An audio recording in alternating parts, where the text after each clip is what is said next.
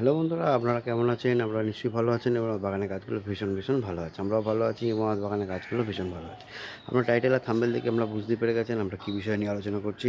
আমরা আলোচনা করছি জবা গাছ। এই পুনে আর ব্যাঙ্গালোর জবা গাছগুলো যাতে আমরা প্রচুর পরিমাণে এই গরমকালে ফুল পাই, তার জন্য আমরা কী খাবার প্রদান করব, কী পরিচর্যা করব, সেটা অবশ্যই আপনাদের সামনে এবার আমি আজকে তুলে ধরবো। তো দেখতেই পাচ্ছেন আমার বাগানে কী হারে ফুল ফুটেছে। যদি আপনাদের কাছেও এরমভাবে ফুল আনতে চান বা হয়, তার জন্য আমরা কী খাবারটা দিচ্ছি, যে খাবারটা আমরা দিচ্ছি এই সময় দাঁড়িয়ে, সেই খাবারটা যদি আপনারা দিতে পারেন এই মার্চ মাসের জন্যে, তাহলে আপনাদের বাগানও কিন্তু এরমভাবে প্রত্যেকটা গাছে ফুল এবং কুঁড়িতে ভরে যাবে। তো যদি ভিডিওটা আপনাদের ভালো লাগে তাহলে অবশ্যই করে লাইক করুন, শেয়ার করুন, সাবস্ক্রাইব করুন, বেল বাটনটা প্রেস করতে একদম ভুলবেন না। আর অল নোটিফিকেশানটা অল করে রাখবেন, কেন আমি যখনই একটা ভিডিও দেবো আপনাদের কাছে নোটিফিকেশান পৌঁছে যাবে। তো আর যদি কোনো রকম প্রশ্ন থাকে তো অবশ্যই কমেন্ট করবেন, তাহলে আমি উত্তর দিয়ে দেবো।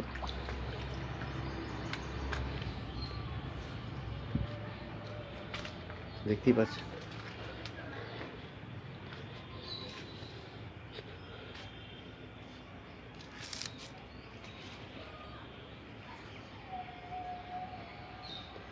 আর এই রকমভাবে যদি ফুল পেতে চান তাহলে অবশ্যই আজকে যে খাবারটা আমি প্রদান করছি সেই খাবারটা আপনারা যদি 15 দিনের গ্যাপে গাছকে প্রদান করতে পারেন তাহলে গাছের যেমনভাবে গ্রোথ আসবে এবং সেরকমভাবে কিন্তু ফুল আপনাদের গাছে ভরে থাকবে। তো আপনি যদি জবা গাছ ভালোবাসেন তো আমার ডান দিকে রয়েছে জবা গাছ, আর আপনি যদি বোগেনভেলিয়া ভালোবাসেন তাহলে রয়েছে এই দিকে বোগেনভেলিয়া। আজকে আমি জবা গাছ নিয়ে ভিডিও করব এবং সেই গাছে কী খাবার দিচ্ছি সেটা আপনাদের সামনে তুলে ধরবো। আর যদি এরপরের একদিন নেক্সট ভিডিওতে আমি আপনাদের বোগেনভেলিয়া গাছে কী খাবার দিলে এত পরিমাণ ফুল পাওয়া যাবে সেটাও আপনাদের সামনে আমি তুলে ধরবো। আর যদি আপনাদের ভিডিওটা ভালো লাগে তাহলে অবশ্যই একটা লাইক করবেন আর বেল বাটনটা প্রেস করতে একদম ভুলবেন না।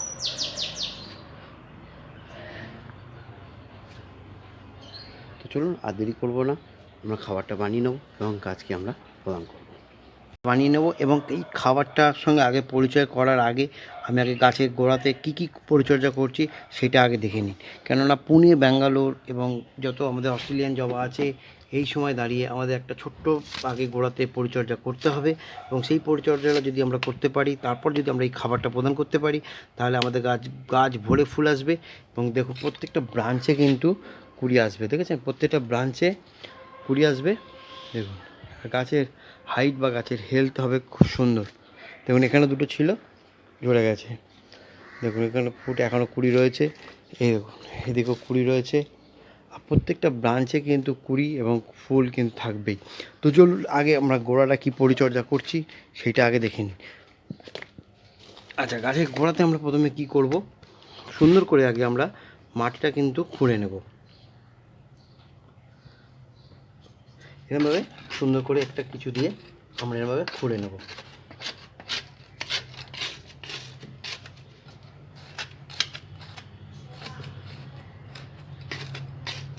8 থেকে 10 ইঞ্চি টবের জন্য আমরা কী পরিচর্যা করবো সেটাই কিন্তু আজকে আপনাদের সামনে আমি তুলে ধরবো।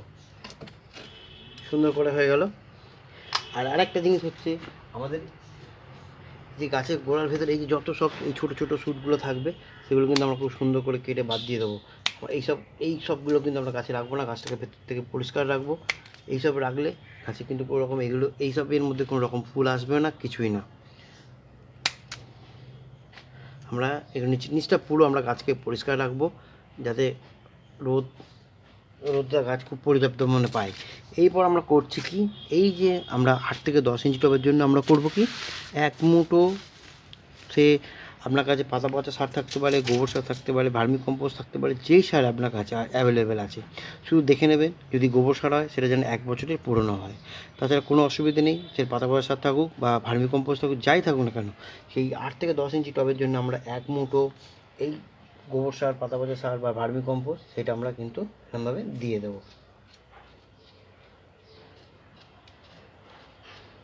সুন্দর করে। সেগুলো সব মোড়া শেকড়। এই যে আমরা আজকে আমরা পরিচর্যাটা করব, এই পরিচর্যাটা আমরা দিলে মানে খাবারটা আমরা যদি প্রদান করলেই গাছে প্রচুর পরিমাণে নতুন করে শেকড় আসবে এবং গাছ খাবার নেবে এবং তাতে প্রচুর পরিমাণে আমাদের কিন্তু ফুল প্রদান করবে। এগুলো সব মরা শেকড়, এগুলো নষ্ট হয়ে গেলে বা এগুলো যে উঠে যাচ্ছে কোনো অসুবিধা নেই। এরপর আমরা করব কি খাবারটা আমরা প্রদান করছি। এটা হচ্ছে আমাদের পুনে, ব্যাঙ্গালোর, অস্ট্রেলিয়ান যেসব জবা গাছগুলো আছে সেই তার এইটা খাবার। কোনো দেশি জবা গাছে কিন্তু আমরা এই খাবারটা প্রদান করব। দেশি জবা গাছের জন্য আলাদা রকম ট্রিটমেন্ট এবং তার আলাদা রকম ফুল আসবে। আর কিছুদিন আগে আমরা কাটিং ফাটিং করে দিয়েছি এবং খাবার দিয়ে দিয়েছি। এবার ঠিক আমি এবার কিছুদিন পর আমি আবার দেশি জবা গাছের একটা ভিডিও আনবো, যেখানে আমরা ব্রাঞ্চ বেরোনোর পর আমরা কী খাবারটা দেবো যাতে প্রচুর পরিমাণে ফুল আমাদের আসবে এবং গাছকে আরও করে রাখবে। তো চলুন এদিক থেকে আমরা শুরু করেছি। এখানে রেখেছি আমি বাদাম খোল, যা নেবেন 1 চামচ করে। তো বাদাম খোল নিয়েছি এমনি, কেন গরমকাল আমাদের ঠান্ডা রাখতে হবে, সর্ষে খোল গরম, ওই জন্য আমরা দিচ্ছি হচ্ছে বাদাম খোল। আপনাদের কাছে যদি বাদাম খোল না থাকে আমরা সর্ষে খোলও দিতে পারেন, কোনো অসুবিধে নেই। তো খাবারটার সঙ্গে একটুখানি ধৈর্য ধরে দেখবেন, আর ভিডিওটা প্রথম থেকে শেষ অবধি দেখার কিন্তু অনুরোধ রইল। কারণ এই যে খাবার টোটালটা আমি এখন তৈরি করব এবং তৈরি করে গাছকে দেবো, সেটা যদি আপনারা প্রথম স্কিপ করে যান তাহলে কিন্তু বুঝতে পারবেন না এবং গাছে ফুল আনা থেকে বঞ্চিত রয়ে যাবে। তো বাদাম খোল নিয়েছি 1 চামচ। এখানে নিয়েছি হচ্ছে লেদার মিল। লেদার মিলটা হচ্ছে অপশনাল, যদি আপনার কাছে থাকে তো আপনি নিতে পারেন, আর যদি না থাকে কোনো অসুবিধা নেই। তো লেদার মিল নিয়েছি হচ্ছে 1 চামচ। এখানে নিয়েছি হচ্ছে নিম খোল 1 চামচ। এই সাদা জিনিসটা হচ্ছে ক্যালসিয়াম নাইট্রেট, এটা আপনি নেবেন 1/2 চামচ। যদি থাকে তো ভালো, না থাকলে কোনো অসুবিধা নেই। এখানে নিয়েছি সিং চাচা 1 চামচ, হাড় গুঁড়ো 1 চামচ। এখানে আছে হচ্ছে মিউরেট অফ পটাশ। এবার এখানে মিউরেট অফ পটাশ নিয়েছি এবং আপনি নিতে পারেন এসপিও নিতে পারেন, সালফেট অফ পটাশ যেটা আমরা 0050 হিসাবে জানি, সেটাও যদি আপনি থাকে সেটাও দিতে পারেন। আপনি 1 লিটার জলে 1 চামচ দিয়ে স্প্রে করে দিন, বাদ বাকিটা আপনি গোড়াতেও ঢেলে দিতে পারেন বা আপনি গুঁড়ো হিসাবে এর সঙ্গে মিশিয়ে আপনি কিন্তু দিতে পারেন। আর এইখানে রেখেছি হচ্ছে জিয়ার দানা। এই জিয়ার দানার মধ্যে প্রচুর পরিমাণে মাইক্রোনিউট্রিয়েন্টস আছে, যেটা আমরা গাছকে খুব হেল্প করতে সাহায্য করবে এবং পুষ্টিগুণে ভরে যাবে। তো এইবার আমরা এই টোটাল জিনিসটাকে আমরা খুব সুন্দর করে একে অপরের সঙ্গে মিশিয়ে নেব। আর অবশ্যই এই খাবারটা আমরা দেব 8 থেকে 10 ইঞ্চি টবের জন্যে 15 দিনের গ্যাপে।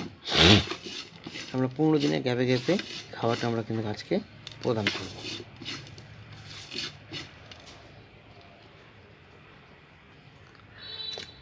আর এই খাবার দেওয়ার ঠিক আমরা 4 থেকে 5 দিন পরে কিন্তু আমরা একটা অনুখাদ্য গাছকে কিন্তু আমরা স্প্রে করব। সেটা আপনাদের কাছে বায়োভিটা এক্স থাকতে পারে বা যার কাছে যেটা আছে, আমি বায়োভিটা এক্স দিই, আপনাদের কাছে যেটা আছে সেটাই আপনারা কিন্তু প্রদান করবেন।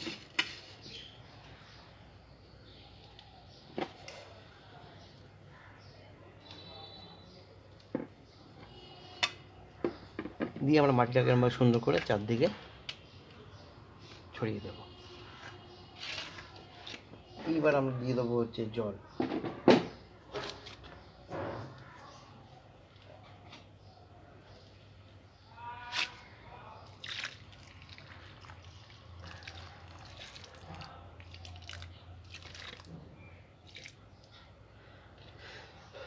তো দেখলেন, এরকমভাবে পরিচর্যা করতে থাকুন, তাহলে আপনাদের গাছও প্রচুর পরিমাণে ফুল আসবে। পুনে, ব্যাঙ্গালোর, অস্ট্রেলিয়ান যেসব জবা গাছগুলো আপনাদের কাছে আছে।